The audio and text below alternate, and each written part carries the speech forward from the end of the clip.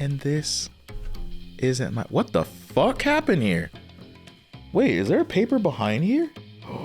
This is a real thing happening right now. Wait. Holy fuck. What's happening? What is happening? The fuck? What is happening right now?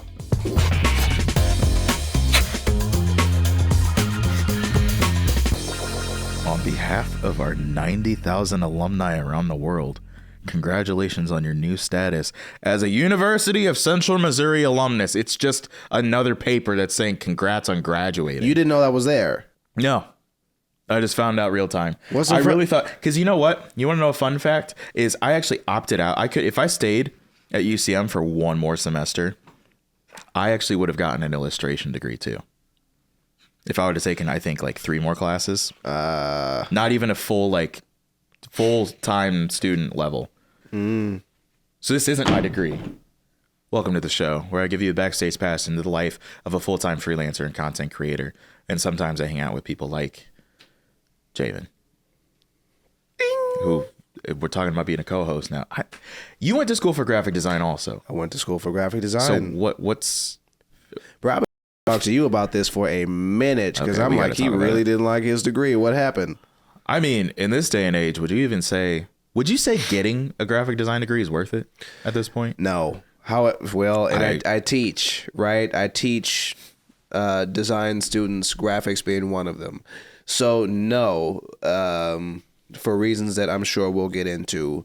Because I think about this all the time, bro. Because like, I'll tell you, I was going to Chicago, like one of the smaller AI art institute. That's what it's called.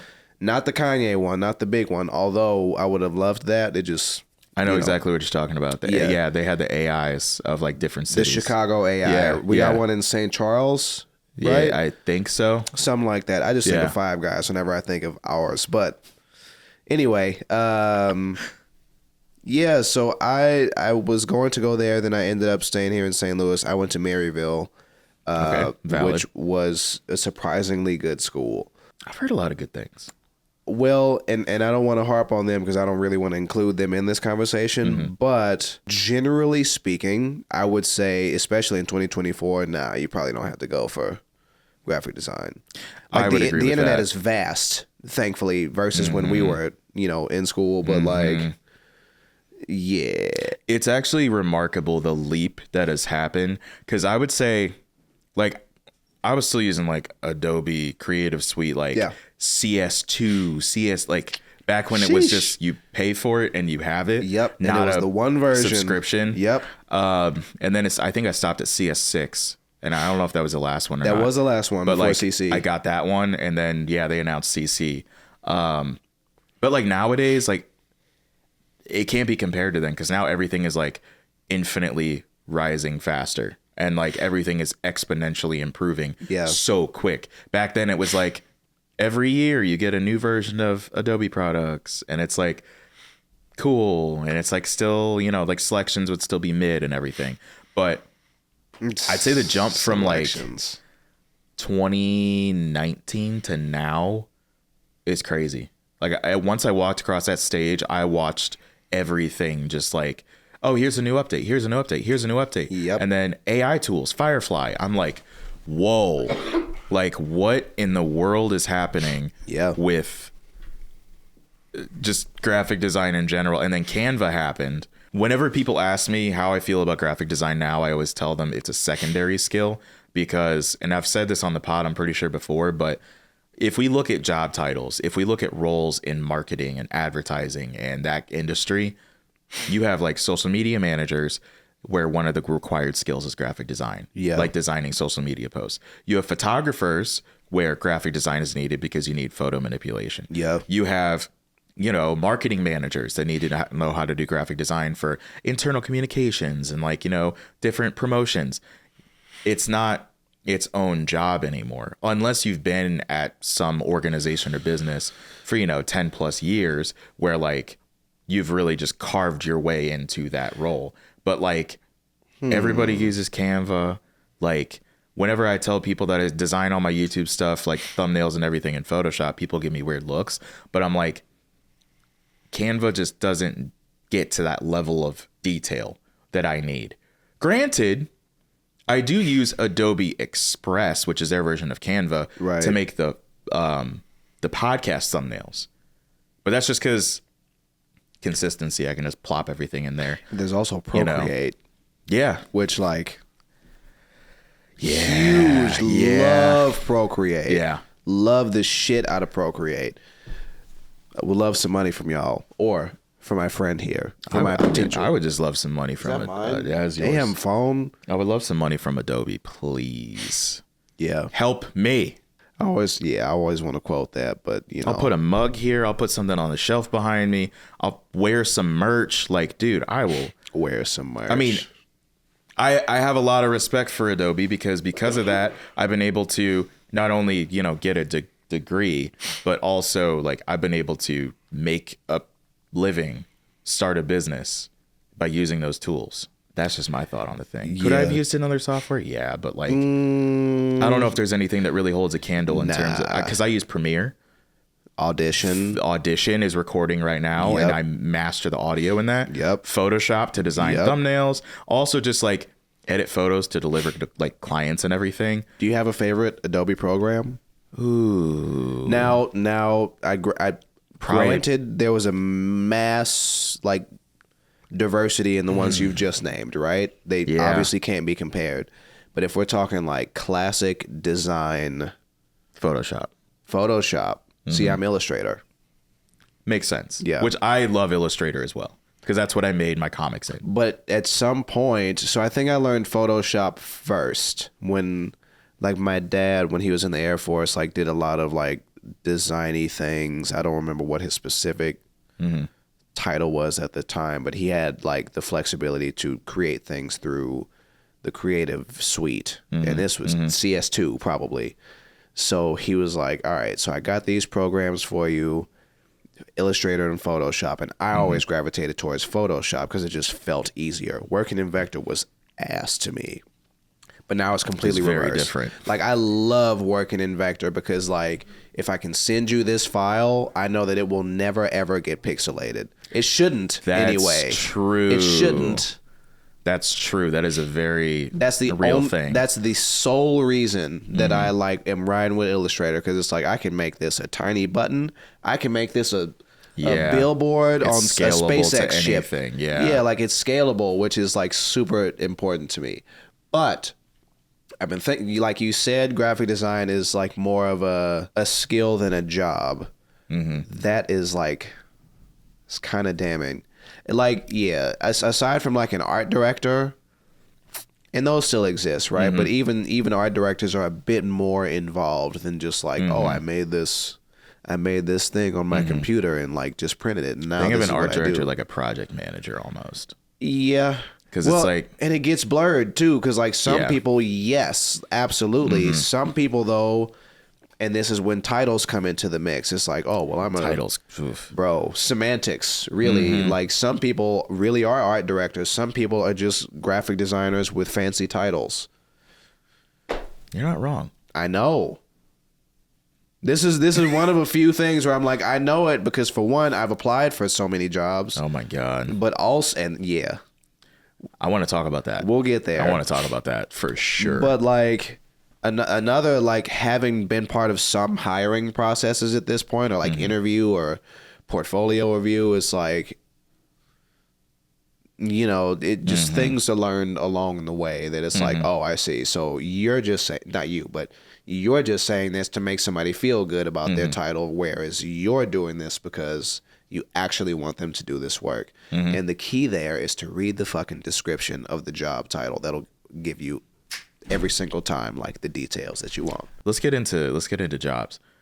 Whenever I was applying for jobs, my last like 2 months of college, I remember just like trying to find things back here in St. Louis. I'm like, it's fine. I'll find stuff. I'll network. I'll coordinate. And of course, I went through the typical, thing that everybody goes through, where it's like you go through 3-4 interviews, then you get told no. And I'm like, okay, cool. And it was always, I would get beat out by experience. That's what it really boiled down to. Despite, it was to the point where I was like, is something wrong with like just my lack of experience? Is that really it? So I was like, okay, well, let me give myself some experience, quote unquote. So I would go to this website called Briefbox, where they would give you briefs like, here's the client, here's the scope of work, here's the deliverables, here's like their branding kit, or like they need a branding kit. You know, they would give me like all these different prompts that I would run with. So I was like, okay, I'm going to make a portfolio that's exclusively post-college work, so that way I can showcase my skills. And everybody was so massively impressed when I brought out that printed portfolio. They were all like, holy crap. You have like this whole thing. Yeah. Like, we're definitely going to get you landed somewhere. That's what like recruiters would say. But it would always be, oh, experience. Oh, it's just not enough. Oh. Did you end up finding a job? It took me 4 months to find a job, which I found it with the Gateway Arts Park Foundation because they were looking for a part-time person. But that's how a lot of the jobs were like part-time designers, part-time this. And I'm like, especially in St. Louis. Yes. And it's like, that's not enough to sustain somebody, you know? So I had, you know, I was working 2 jobs, which a lot of people do, but I had to do that because I was only getting 20 something hours with the Gateway Arts Park, which like, that's all they needed. So like, fair play to them. But I had to like take an internship that was only paying $8 an hour. That was all the way in Alton. And I lived in U City at the time. Damn. Yeah. So it's like, it got to the point where it like, I had to question, was it even really worth it? Cause like I was actually losing, I did the math. I was losing money because of how far I was driving and the gas mileage in the car. Right. So like at the end of the day, it really wasn't worth it. Like I really, and then after like taxes and benefit, like all that stuff, I really wasn't making a whole lot for the time that I was putting into that. Cause then I'd also have to factor in commute time. And it's like, I'd get home and it'd be like 6 something because I don't know if you've ever been on like 270, 55, 255, terrible during rush hour. It's like, it's just, that's where the real traffic's at in, like in St. Louis is those highways. It's always from like south to north or north to south. It's always those two. But yeah, it was a challenge. So did you have kind of the same experience? So when I graduated, let's see, I had an internship that I thought was going to be like a full-time thing. Mm-hmm. And it felt promising. Mm-hmm. Didn't work out. I was actually, they didn't fire me or anything, but my internship ended on my birthday, which was the same, you know, around the time where they were like, yeah, we're not gonna do the full-time thing. And I was like, bruh, what am I going to do? Thankfully, at the time, I was working like 3-4 different jobs at the time because I had to pay for school my last semester. Like I literally, first of all, I think there was only one semester where like I didn't get the letter of like, hey, you owe this much in order to like do your schedule and type shit. And I'm like, bruh. So in time, I just got all these damn jobs. So when my internship ended, I'm like, cool, because I'm still working at Sky Zone. I'm still cleaning buildings in the evening. And since I wasn't able to get like a formal design...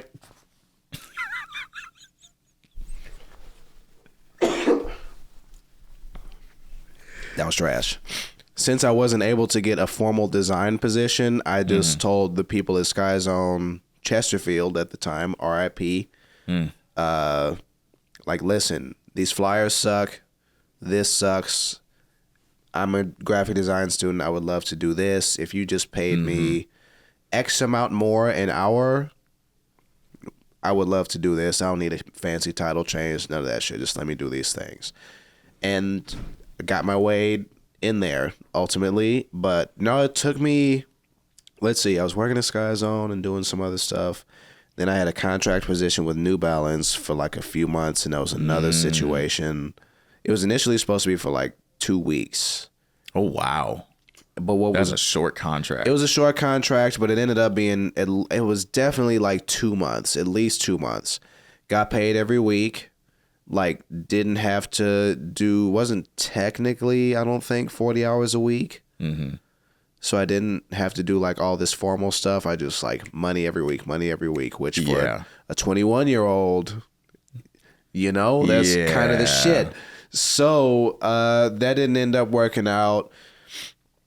And it was November when I finally got a full-time position at PGAV Destinations downtown. And that wasn't even like technically... Well, it was a graphic design position, but it was a lot more than that. But it took me a long time for similar situations. Like, I would look at applications and it's like, what was the thing that still pisses me off to this day? It was like you need 0 to 3 years experience, and then when you go in, it's like, oh, well, you don't have enough experience. Always. And it's like these are for like junior positions. Yeah. How do I not have experience for an entry level position? Yeah, like what do you? I'm here to get the experience. And it's like, I can't get the experience unless you bring me in here, and if you don't bring me in here, I'm not going to get the experience. So if everybody's doing this, is this like a cabal? What the fuck is like? What is this? Is a joke? Is like really where my head was at the time, and then it's really crazy. Like some of my students to this day still have this problem. Like. I feel like it's going to be a never-ending thing. It might because there's always going to be somebody with a year or two of experience that's always going to beat out the inexperienced person. Because, I mean, it's so frustrating having to deal with that. I think this is the challenge when we let like numbers dictate things. Sometimes, like if Dante comes in, if you come in and you have like 5 years experience and I come in or somebody else comes in, you know what? Let me walk this back a little bit. If somebody else comes in that has more experience than you, years wise, and you come in bright-eyed, bushy-tailed, hella skilled, hella up-to-date skills, because we know for a fact that design specifically, any type of design, like the younger you are, chances are the more tapped into creativity and creative culture you are. It's a fact. It's facts. It's a fact. Not to be like ageist or anything like that, because there's definitely a place for older designers, right? But I think it's crazy as hell that like younger people have a hard time finding jobs when they're the ones who are, everybody's spending all this money to like stay relevant and like do research all the trends, and all you have to do is hire this college grad. Somebody that's already in it. And if they don't know it, they certainly know somebody who is, or know how to get there. But I digress. I think this is the challenge of like basing things off of like years or like time skills, because like that does not equal. We know plenty of stupid ass old people.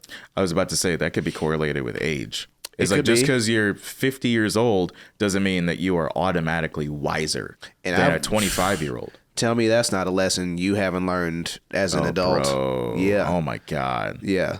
Yeah. No, like mentally I've always felt like I've been in my 30s just because of the experiences that I've had in life, which that's a whole different podcast episode. But no, it's like age doesn't always dictate your maturity level. And years in the industry doesn't always indicate your skill and expertise, because I know a lot of people. A good example is like I know somebody that was in the industry for about 10 years, and I remember this is a very specific graphic design thing, but they told me that I needed to make something that was like 50 pixels by like 130 pixels for like a banner ad on a web page, and I'm like, banner ads. I'm like, you do realize that's like extraordinarily small, right? Yeah. And they were like, no, it needs to be this. It needs to be this. And I'm like, okay. So I gave it to them, and then they were like, well, this is too small. And I'm like, well, I told you that. I told you that this was too small. Yeah. So then like they proceeded to like raise their voice. They're like, I need it this size. I need it to work. And I'm like, I gave you exactly what you asked for. And per my last email, I told you this was too small of a thing. 10 years. And at that point I had like 2 years of professional experience. I'm like, you know that's too small, right? So it's like, that's just one example of like, okay, just because you've been here longer doesn't mean you understand. Yeah. Yeah. I know some 50-year-olds that are extraordinarily tapped in. Yeah. And would be able to like keep up with somebody that just graduated college. Like there's But the majority of 50-year-olds are not doing that. And I think, honestly, at the end of the day, because college is such a funny thing, right? Like, I know that our generation, I think, might have been the very last one that was like, well, you have to go to college in order to yada, yada, yada, yada, in order to get the American dream, in order to get the house, the white picket fence, the 2.5 kids and a dog. How many kids? Look, these are just stats that the government gives out. I don't know where 2.5 came from. 0.5. Yeah, I don't know where the 0.5's at, but that sounds morbid. But anyway, it does. 0.5? 2.5. That's the average, apparently. But I'm like, you should just round up. That's a round up, bro. Like that's a crazy one of those stats stat. You have to round up around. That's a crazy stat. Yeah. Okay. Well, let's say 2. We'll say 2. We'll say 2. But like, you have to go to college in order to get this, when really all it ever was relationships. Now, these are ones you get relationships from college. Yes. Right? So like, hate it and or love it, would I go back to school for graphic design? Yes, because of the social element of it. I'm super glad I stayed on campus, well, for 3 years. The last year was just like spending too much money, but relationships, most of them that I've like maintained to this day, not even on like some professional shit, but just like genuine friends, like great. I've learned a lot of stuff just from different people. But I don't know, like college is such an interesting conversation. I think it is too, because if I were to go back to school right now, if I could redo my college journey, honestly, I would go into it with, this is going to sound controversial, but C's get degrees. The formal aspect of it, I'd be like, whatever, but I would focus more on the networking side of things. And I would go to more on-campus events. I would join more clubs and organizations. I would stay on campus for all the time that I was there, 4 years. Like, that's how I would have done it. Because nobody gives a fuck about your grades right now. I've never had anybody ask for. Dante got an A+ in Psych 2. Can you believe that, Janice? Yeah, it's nobody cares. Who cares? Because like, even with the first jobs that I applied to, none of them asked for my transcripts. None of them. They were more concerned with my portfolio. Yes. So like, I would have done more networking because I feel like that's what I lacked in college. I wouldn't have focused as much on the formal education aspect of it, because at the end of the day, unless you're doing something like education, or if you're studying to become a doctor, you should definitely stay in classes and actually pay attention and learn everything. But whenever it comes to creativity, I don't think the formal side is as important. No. Because it never was. Yeah. I mean, creativity was never meant to be in the bounds of structured education. It's so fluid and ever changing that you can't really just put a rating or a grade on it and just be done with it. He just gave me the finger guns. I don't need to say shit else. I mean, really, like, that's pretty much it. And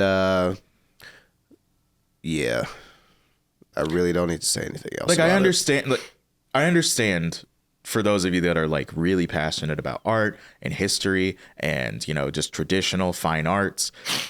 I understand the passion, but you don't need to spend scores of thousands of dollars in order to like get that off, though. You know what I mean? Like, exactly. All the people you're studying never went to college. True. So honestly, get like a degree in business or marketing or something.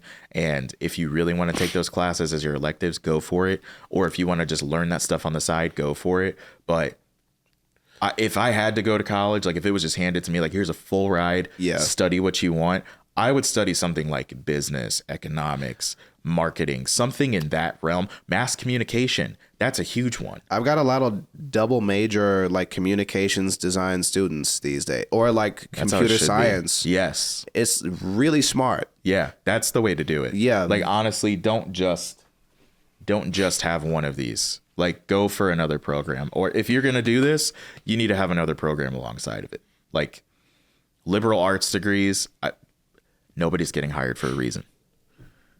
They're not relevant. I'm sorry. And if you're really passionate about that for whatever reason, get something adjacent to that that's actually relevant and can actually give you some type of professional viability. And listen,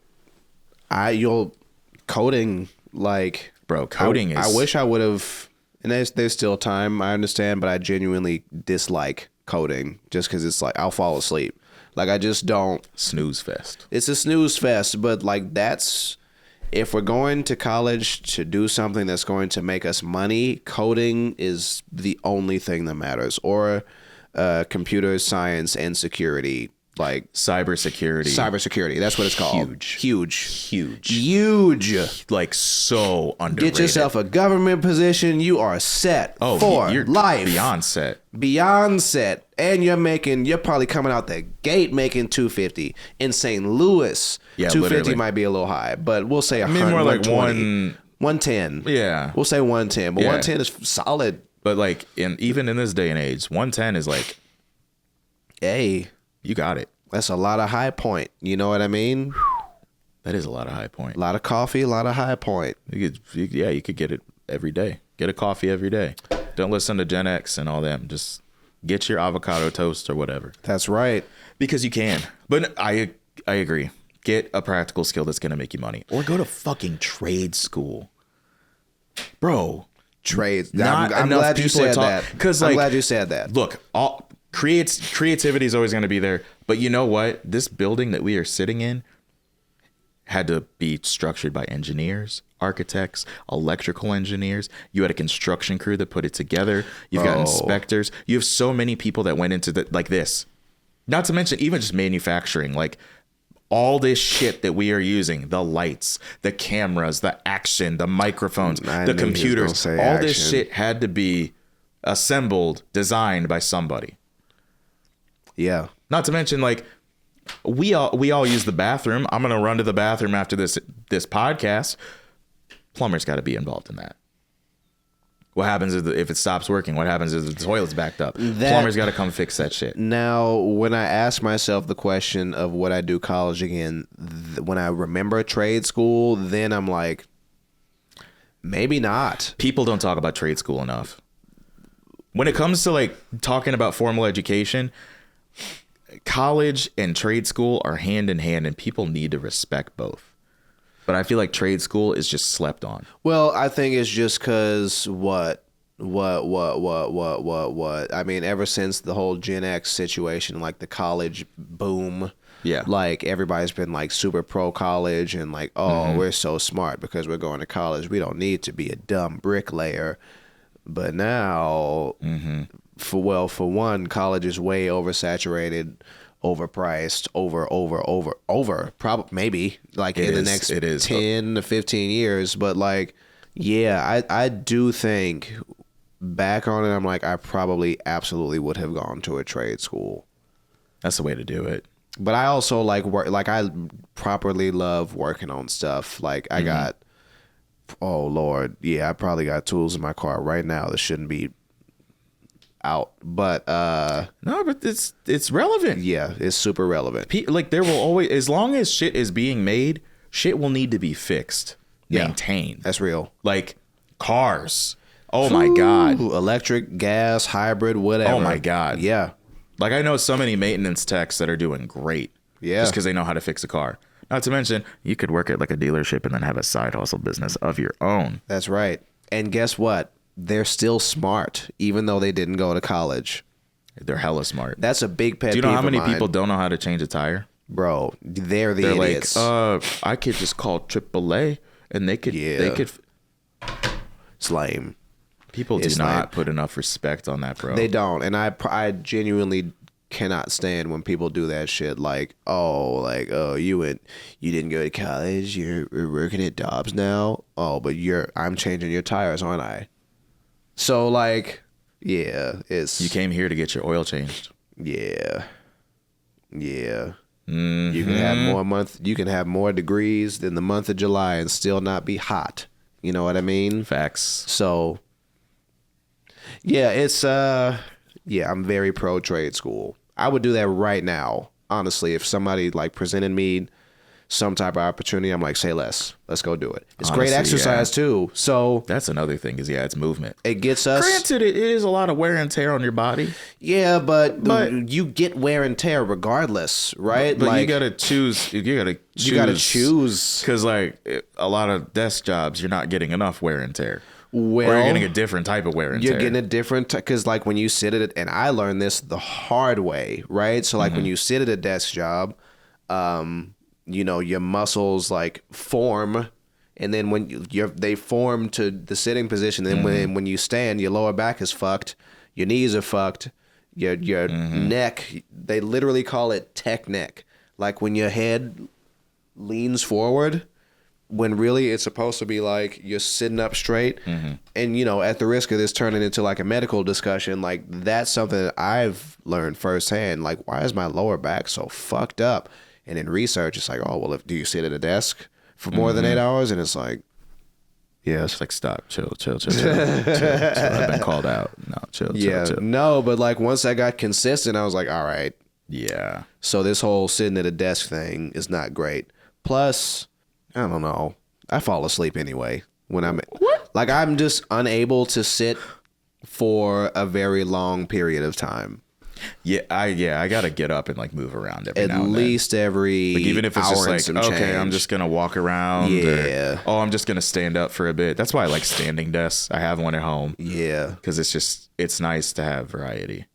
I really like though how you were talking about graphic design being more of an aside than like the main dish.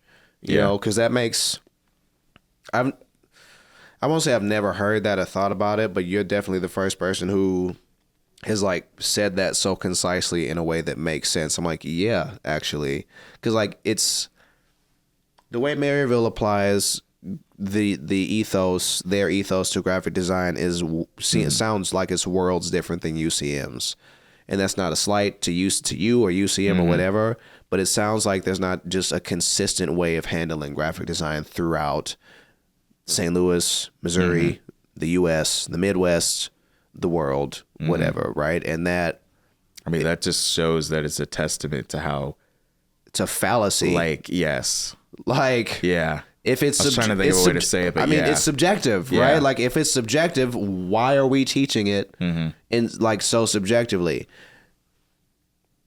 Things could get awfully conspiratorial from here. I mean, creativity is... The creative industry is very volatile. Yeah. Volatile, however you want to say it. I think it's just so turbulent and unstable and always ever-changing and evolving. Yeah. So that's why it's almost an impossible task for everybody to be on the same page about it. Because I think that would defeat the very premise of creativity. Yeah. Is it needs to be open-ended. It needs to be free thought, free thinking. What did you... So Dante is about to graduate. Okay. What is Dante's dream, like, graphic design position? Honestly, I wanted to be a designer at an agency because I wanted things to look different every day. What kind of agency? Or like, what kind of work, I should say? I would say mostly in a kind of a hybrid of like food and beverage, but then also like just honestly brand imagery. Yeah. Like, because they're both very fun. You can push the boundaries a little more with like how you present it. That's kind of how I pictured myself, is like at an agency becoming an art director and then eventually a creative director. Yeah. That's how I envision the pipeline going. And I think that still kind of stands true to the, like now, because even starting a videography business, I mean, every day is different. I have clients in food and beverage. I have clients in entertainment. I have other influencer clients. Like I have... Who we shooting our shot at right now, though? I've shot my shot with Panasonic. I've made a video. I made 2 videos actually. Not to mention, Lumix UK was the one that acknowledged me, not the US page. Weirdly enough, right? I'm like, maybe I need to go across the pond. But I think Pretty much, I think of things that are in my daily life that I actually use. Because whenever it comes to partnerships, I don't want to just force it. I don't want to. Yeah, I don't want to just like take it Yeah. just to take it, because I'm like, it has to make sense. And if I'm not genuine about the delivery and it's not like actually meaningful to me, I feel like it's disrespecting you as the listener, you as the viewer, and you as the designer, because you're gonna hate it in time. Literally. Yeah. Like I've done previous like sponsorships with Riverside. That's a software. We're still talking about that, but it's something that I use to produce podcasts. Mm-hmm. And it's like it opens a whole world of being able to do podcasts remotely with people. And this is, I guess, is almost like a free freaking plug, because like you can do meetings, you can do panels and all that kind of stuff and actually record that. So it's like, I know that most of the people that listen are in the creative industry. They're in the creative marketplace. So I think about these people, is that actually beneficial to you too? Yeah. So like you can do your own virtual podcasts, and there's AI tools that'll make shorts for you. It makes your job really easy. So like, obviously it helps me. Is it going to help you too though? Yes. Ultimately it does. So that's why I'm like, yeah, that's a partnership I would say yes to. Yeah.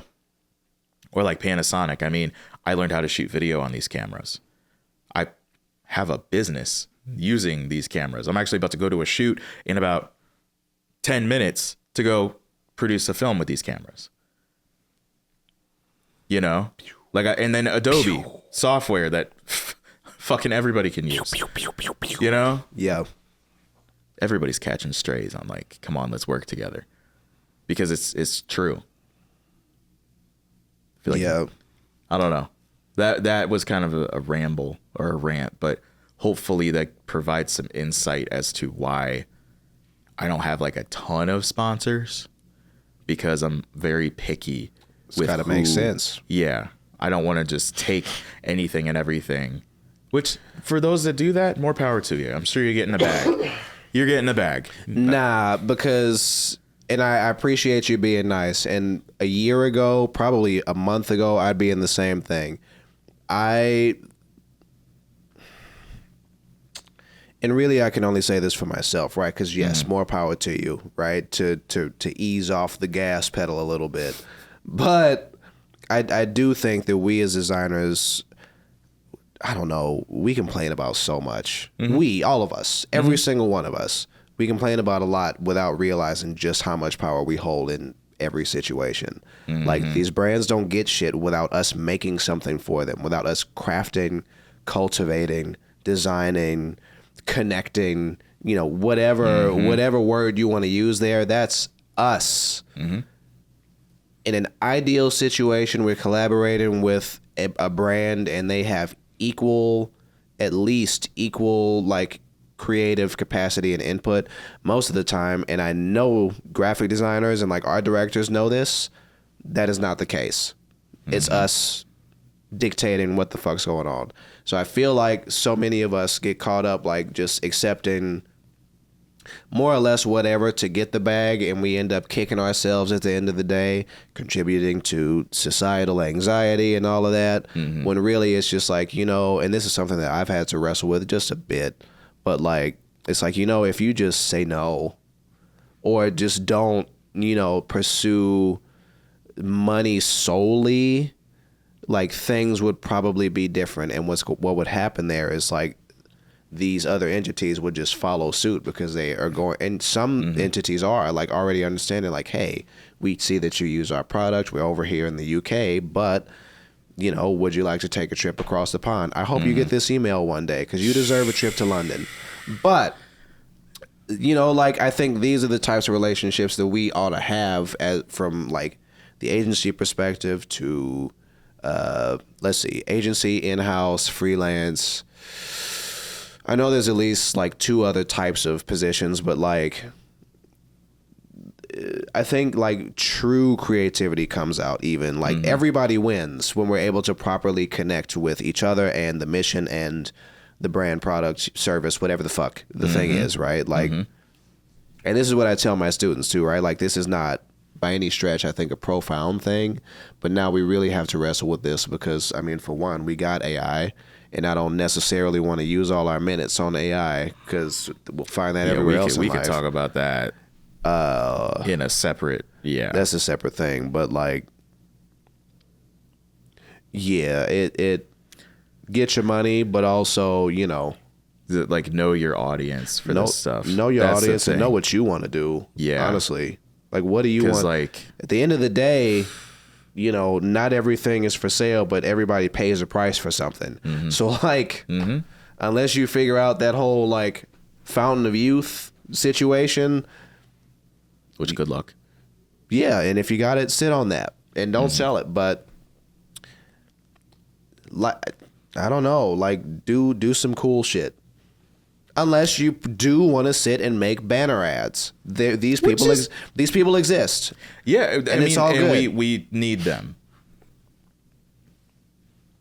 I mean, they do play a role in everybody the bigger has picture. Their role. Yeah, I just had a reaction to the banner ad. Like, yeah, I know. I would not want to do that. That person would not be me. Yeah, but at the same time, though, we do have to remember that there is a role for everybody. Yes. And they do play a part in the bigger picture. Yeah. Some, of course, are bigger fish, but we still need, you know, every role to be filled in the pond. On that note, I didn't know what I wanted to do with my degree. I just knew that I'd been an artist my whole life. Mm-hmm. And by that, I quite literally mean like drawing, painting, etc. Yeah.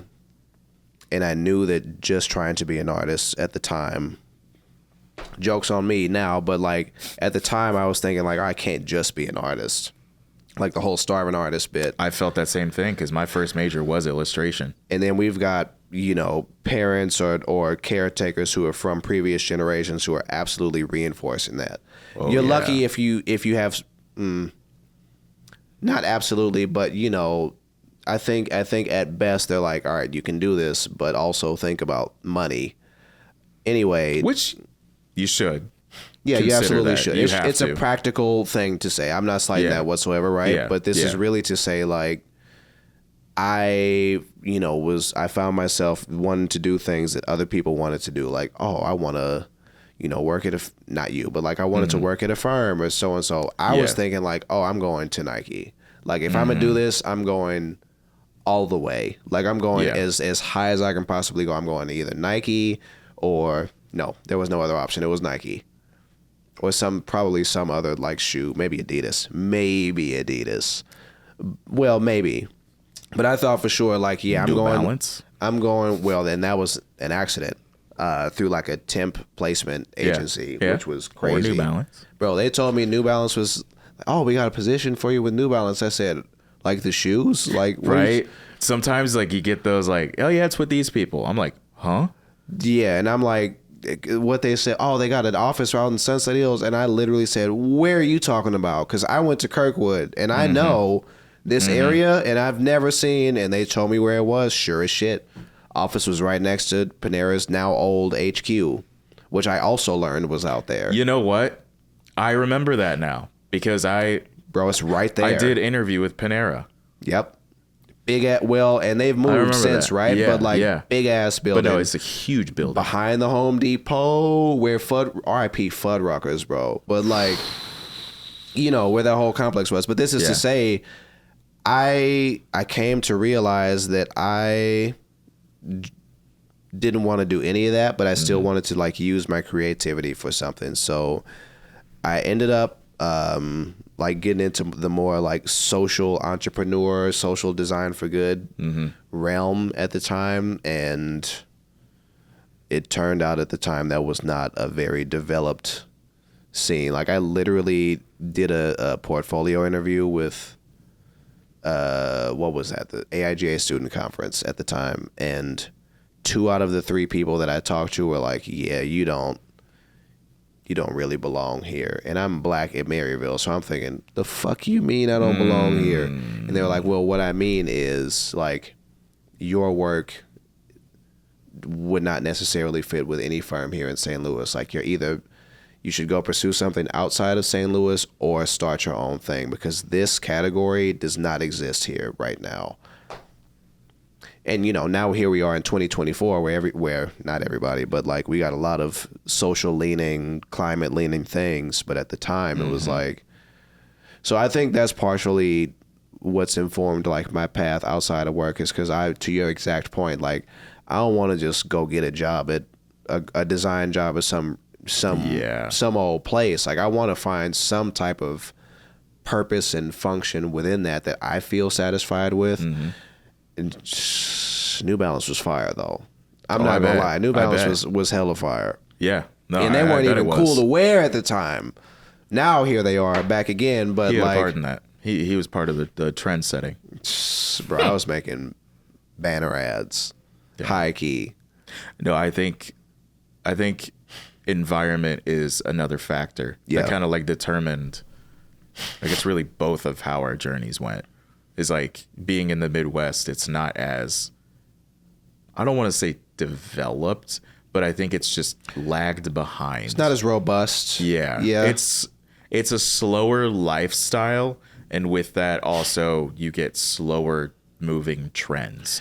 We're slower to adopt things. And I'm not saying us, because like obviously we're with it. Right. But the people that are decision makers in the Midwest, specifically like St. Louis, what we're talking about, they're not as up to date with everything. They're a little more like, well, do we really want to do that? Or, oh, what is that? What is that like? Like, we're just going to stick with what works. But they'll still look at the New York Cities, San Francisco's, and be like, oh, well, this person's from here. They'll do the same thing that we're doing. Yeah, look what they did.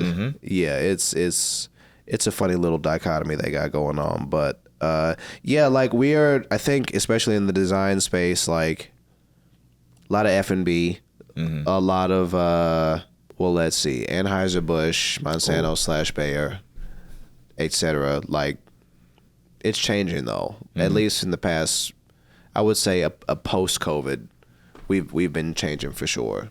Now that we see the internet can get us a lot of shit. Look, bro, I'm just trying to make cool shit.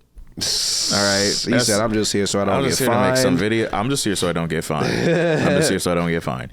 So, yeah, be sure to like, subscribe, rate the show, follow the show, give me 5 stars, ring the notification bell, all that shit. You know what it is. And consider trade school. If not for you. So apparently my camera has full memory. Now it's just a freeze frame of me. So thank you Thank you for watching this episode. It's just a freeze frame of me. I'll see you guys in the next one. Peace.